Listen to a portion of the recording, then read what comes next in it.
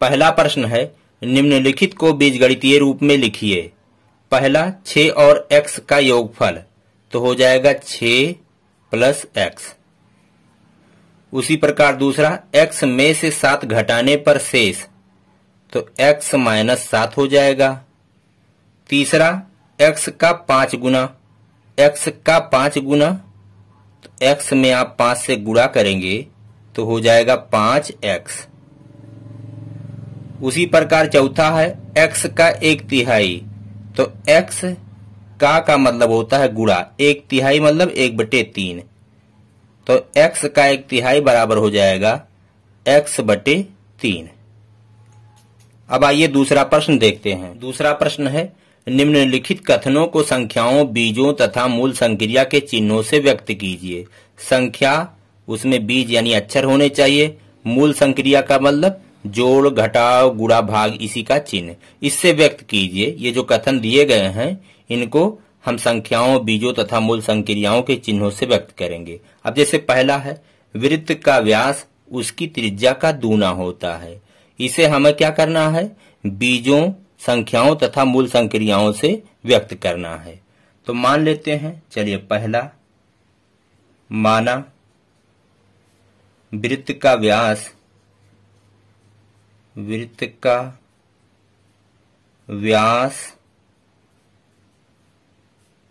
बराबर है d और त्रिज्या बराबर है r के। मान लेते हैं वृत्त का व्यास d है और त्रिज्या r है, तो कथन क्या कहा गया है, वृत्त का व्यास उसकी त्रिज्या का दूना होता है। व्यास जो होता है वो त्रिज्या का दूना होता है, 2 गुणे त्रिज्या।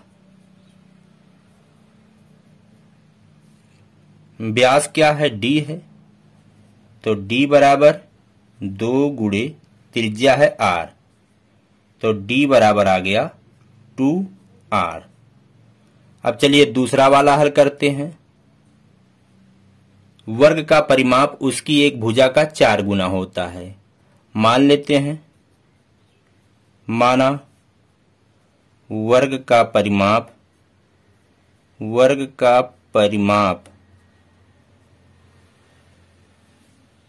बराबर है p तथा भुजा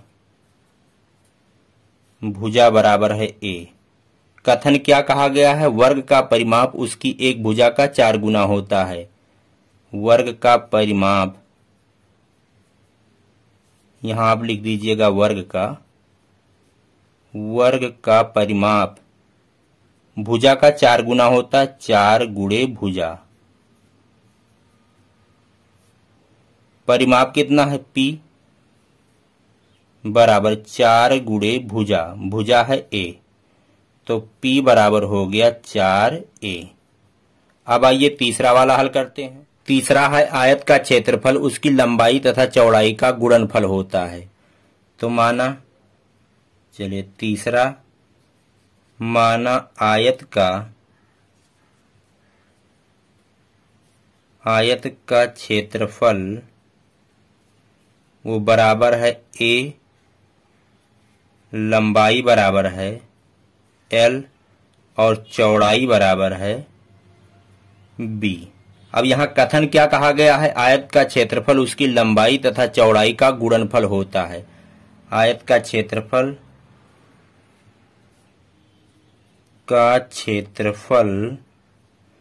वो क्या होता है, लंबाई और चौड़ाई का गुणनफल होता है, लंबाई गुणे चौड़ाई। आयत का क्षेत्रफल है a, लंबाई हमने माना है l गुणे b, यानी a बराबर lb। अब चलिए चौथा, लाभ विक्रय मूल्य तथा क्रय मूल्य के अंतर के बराबर होता है। माना लाभ बराबर है I और क्रय मूल्य बराबर है C और विक्रय मूल्य बराबर है S। अब कथन क्या है, लाभ विक्रय मूल्य तथा क्रय मूल्य के अंतर के बराबर होता है, यानी लाभ बराबर होता है विक्रय मूल्य माइनस क्रय मूल्य। अब यहां पे लाभ आपने क्या माना है, आई बराबर विक्रय मूल्य है एस माइनस क्रय मूल्य है सी। तो ये आपका उत्तर है।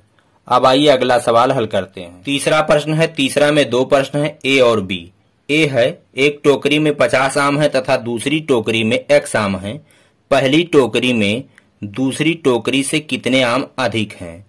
पहली वाली टोकरी में 50 आम है और दूसरी वाली में x है।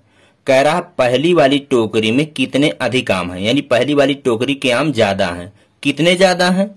50 में से आप x को घटा देंगे तो अधिक आम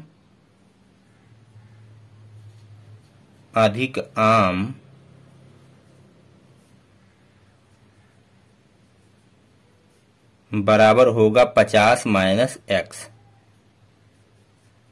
इतने आम अधिक हैं, पहली वाली टोकरी में इतने आम अधिक हैं।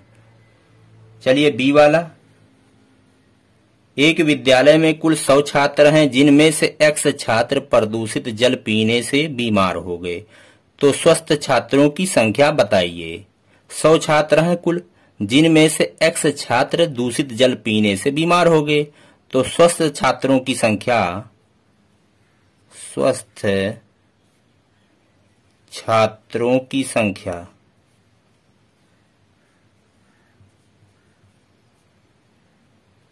टोटल संख्या थी 100, जिनमें से x छात्र बीमार हो गए हैं तो उसको घटा देंगे, तो जो ये बचेंगे वही छात्र क्या होंगे, स्वस्थ होंगे। तो ये उत्तर है। अब आइए अगला प्रश्न। चौथा प्रश्न है, पार्श्व चित्र में आयत की संलग्न भुजाएं x मीटर तथा y मीटर हैं। यहाँ आयत का चित्र दिया गया है, इसकी संलग्न भुजाएं ये भुजा और ये भुजा, कोई दो जो है लगातार वाली जो भुजाएं हैं वो संलग्न भुजाएं कहलाती हैं। ये संलग्न है, ये वाली ये संलग्न है, ये वाली ये संलग्न है। कोई दो भुजाएं जो लगातार हों वो संलग्न भुजाएं होती हैं। कह रहा है एक x है दूसरा y है, ये आयत की लंबाई और चौड़ाई हो जाएंगी। तो चलिए लंबाई बराबर मान लेते हैं x मीटर और y को हम चौड़ाई मान लेते हैं। हमें आयत का परिमाप निकालना है, तो आयत का परिमाप बराबर होता है, आयत का परिमाप बराबर होता है 2 ब्रैकेट में लंबाई प्लस चौड़ाई। ये सूत्र है, 2 लंबाई और 2 चौड़ाई, परिमाप मतलब चारों तरफ का माप। 2 लंबाई है x प्लस चौड़ाई है y, इतना मीटर आप यहीं पे छोड़ दें या ब्रैकेट खोल दें। 2 का गुणा x में होगा 2x, इसका गुणा इसमें होगा प्लस 2y, इतना मीटर। तो ये आपका उत्तर है। अब आइए अगला प्रश्न। पांचवा प्रश्न है, एक गुब्बारे का मूल्य x पैसे है, ऐसे 12 गुब्बारों का मूल्य कितना होगा? एक गुब्बारे का मूल्य x पैसा है तो 12 गुब्बारों का मूल्य होगा, इन दोनों का गुणा हो जाएगा। तो डायरेक्ट लिखेंगे 12 गुब्बारों का मूल्य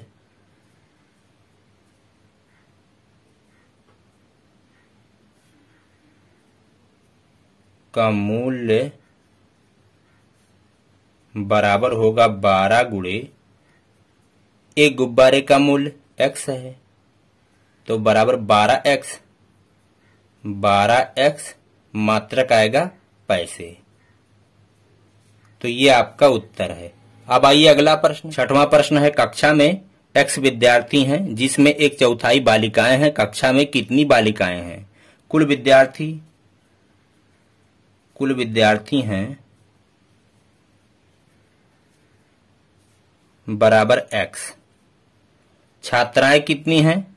बालिकाएं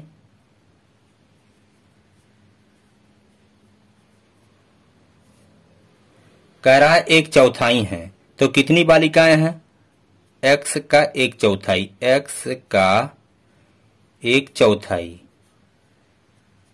तो x से गुणे 1/4, तो अंश का अंश से गुणा होगा, x गुणे 1 बराबर x बटे 4। इतनी बालिकाएं हैं। तो ये आपका उत्तर है। आइए अगला प्रश्न। 7वां प्रश्न है, पार्श्वांकित चित्र में एक वर्ग की भुजा a सेंटीमीटर है। ये जो चित्र बना हुआ है यह एक वर्ग है, इसकी भुजा a सेंटीमीटर है, यानी ये लंबाई a है तो ये भी a होगा और ये भी a होगा और ये भी a होगा। सब a centimetre a centimetre a centimetre है। वर्ग का परिमाप लिखिए। तो भुजा, वर्ग की भुजा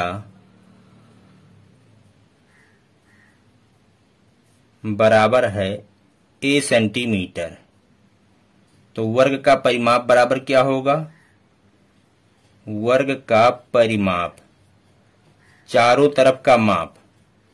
तो आप चाहें तो जोड़ लें या सूत्र होता है 4 गुणे भुजा। तो 4 गुणे भुजा, भुजा है a तो हो जाएगा 4a, इतना सेंटीमीटर। ये आपका उत्तर है। तो इसी तरह से अभ्यास समाप्त होता है।